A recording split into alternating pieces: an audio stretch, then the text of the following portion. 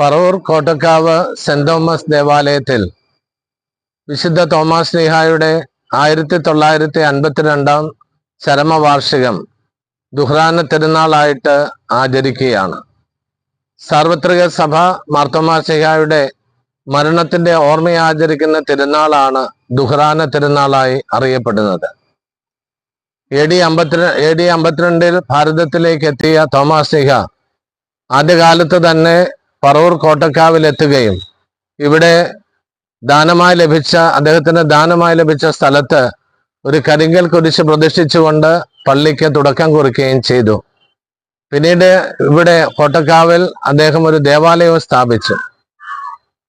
വിശുദ്ധന്റെ അത്ഭുത പ്രവർത്തനങ്ങൾ കണ്ട് ആകൃഷ്ടരും വിശ്വാസികളുമായി തീർന്ന ആളുകൾ മാമോദീസ സ്വീകരിച്ച സ്ഥലമാണ് ഈ ദേവാലയത്തിന്റെ മുൻഭാഗത്തുള്ള ഈ തീർത്ഥക്കുളം.